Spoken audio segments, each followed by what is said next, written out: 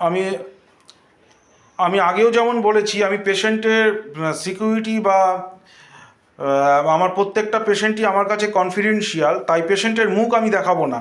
এবং এটি একটি খুবই interesting case, pericardial effusion with pericarditis. আমি আগের রিপোর্টটা দেখাবো। প্রচুর পরিমাণে ইনভেস্টিগেশন করেছে, পিয়ারলেস হাসপাতালে মানে উনি ভর্তি ছিলেন। প্রায় 1.5 বছর আগের ঘটনা। আমার কাছে 2 মাস আগে দেখাতে এসেছিলেন। কমপ্লেন করেছিলেন অ্যাসাইটিস, অর্থাৎ পেটে জল জমতো। এখন পেটে আর পেটে কোনো জল নেই, দেখতেই পাচ্ছেন। ফিমেল পেশেন্ট, একদম প্লেন, কোনো জায়গায় কোনো ইডিমেটাস কোনো কন্ডিশন নেই। একটু জিভটা দেখান তো আস্তে করে।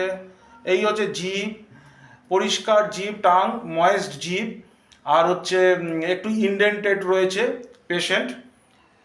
50 কেজিস ওয়েট। এসছিল respiratory distress, ascites, respiratory distress, এবং সিন্স 1.5 ইয়ার্স।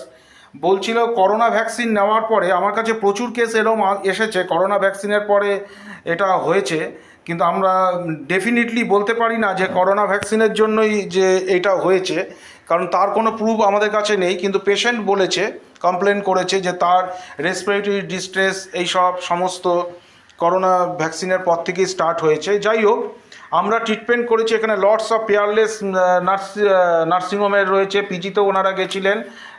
অনেক ডাক্তারবাবু, অ্যালোপ্যাথিক ডাক্তারবাবুদের চিকিৎসা নিয়েছেন। ভর্তি, ইনভেস্টিগেশন রিপোর্টসে একদম 6 লাখ যাকে বলে, যত পেরেছে করেছে। প্রচুর টাকা খরচাও হয়েছে। আমার কাছে নিয়ে এসেছিলেন আমার এক হোমিওপ্যাথ বন্ধু, ডক্টর জাহাঙ্গীর শেখ। ইনি নিয়ে এসেছিলেন। আজকে যে এক্সরেটা দেখাচ্ছি, সেই এক্সরেটা দেখুন, আগেরটা স্পষ্ট একটিখানি হেজি রয়েছে, পেরিকার্ডিয়াল ইফিউশন রয়েছে। কারণ পেছনের যে মানে ভার্টিব্রা, থোরাসিক ভার্টিব্রাগুলো দেখা যাচ্ছে না, এবং টোটালটা হেজি। এখনকারটা দেখুন, পেছনে থোরাসিক ভার্টিব্রা ভালো করে দেখা যাচ্ছে, এবং হেজিনেস আর নেই। সুতরাং তার পেরিকার্ডিয়াল ইফিউশন আর নেই। এরপরে আপনি ওটাকে নামিয়ে দিন বন্ধ করে। এরপরে আমি যেটা দেখাবো এবার ইনভেস্টিগেশন রিপোর্ট। আগের যে ইনভেস্টিগেশনস রিপোর্ট ছিল, এটা হচ্ছে পেয়ারলেস হসপিটাল থেকেই করা, ওখানে উনি ভর্তি ছিলেন। আচ্ছা, মাইল্ড টু মডারেট। আমি আসল জায়গাটা দেখাই। এখানে লেখাই আছে grade 2 diastolic dysfunction, annulus inversus present. আচ্ছা, এরপর আছে হচ্ছে মাইল্ড পেরিকার্ডিয়াল ইফিউশন। আচ্ছা, mild to moderate tricuspid regurgitation, pericardium thickness, conclusion constrictive pericarditis, এবং mild to moderate tricuspid regurgitation এবং থিকনেস রয়েছে। পালমোনারি আর্টারি হাইপারট্রফি যেটা রয়েছে। এই হচ্ছে তাদের রিপোর্ট। এটা করা হয়েছিল, উনি ভর্তি ছিলেন, এখানে আমি কত তারিখ বলুন তো?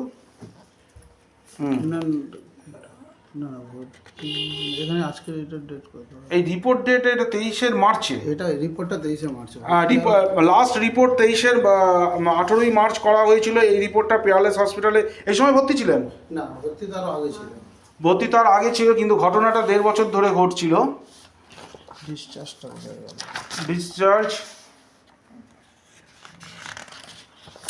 এগুলো কি রিপোর্ট? এত রিপোর্ট। এই যে প্লুরাল ফ্লুইড সবই নিয়েছে। এখানে অনেক কিছুই যত পেরেছে সব ইনভেস্টিগেশন করেছে।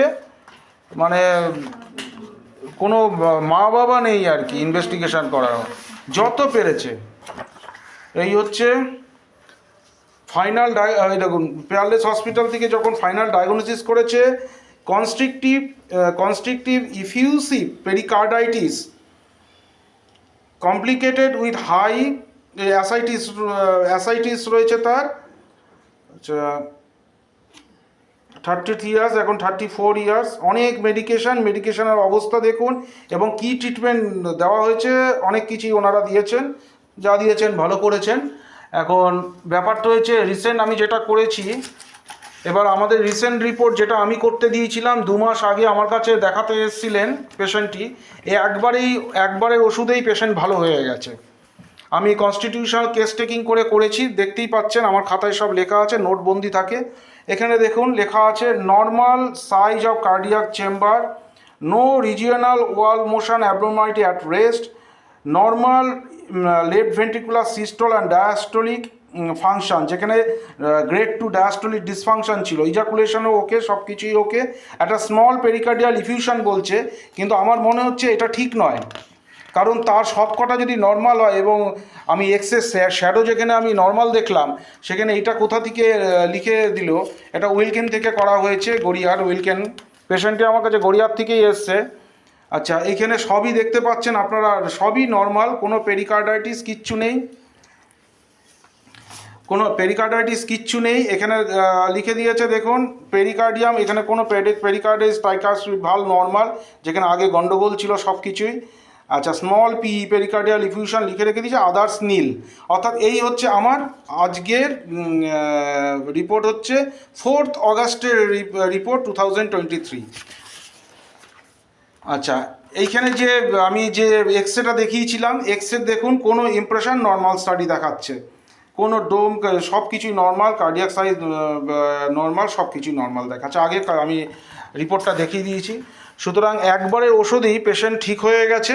আপনারা এটা মানে যদি কেস টেকিং করে পেশেন্টকে ঠিকঠাক করে সিঙ্গেল মেডিসিন প্রেসক্রাইব করা হয় তাহলে যে কোনো পেশেন্টই ঠিক হয়ে যাবে। কিন্তু যেহেতু পেরিকার্ডিয়াল, এইবার পেশেন্ট আমাকে বলেছে অন্য একটি রোগ, যেটা একটু কানটা ঘোরান, সাইড ঘুরিয়ে দিন, এইখানে একটা সিবেসিয়াস সিস্ট রয়েছে, এই যে সিবেসিয়াস সিস্ট, এবং তার গলায় একটু ব্যথা থাকে এই ব্যাপারে, এবং বিভিন্ন কারণে আমি তাকে থুজা আমি প্রেসক্রাইব করব ভেবেছিলাম, কিন্তু যেহেতু পরে দেখলাম স্মল একটা দিয়ে রেখেছে, পেরিকার্ডিয়াল ইফিউশন লিখে রেখে দিয়েছে, তাই আমি ফসফরাস আগের বার 50 মিলিসিমেল স্কেল অফ পোটেন্সিতে দিয়েছিলাম, সেটাই রিপিট করলাম 0/5, 0/6, 0/7।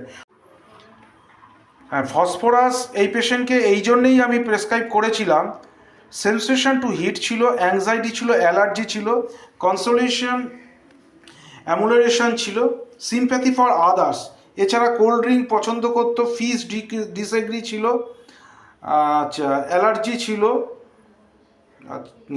কনস্টিপেশন ছিল,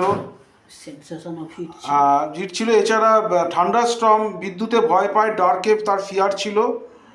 এই কারণেই আমি এই পেশেন্টটিকে ফসফরাস ফ্যাস্টিডিয়াস, এই কারণে এই পেশেন্টটিকে ফসফরাস আমি প্রেসক্রাইব করেছিলাম তখন।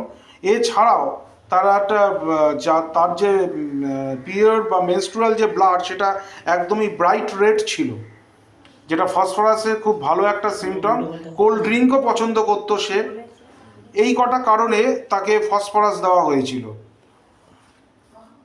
আশা করব এর মধ্যে আর পুরোটুকুই সে ফিট হয়ে যাবে, ওইটুকু আর কিচ্ছু থাকবে না।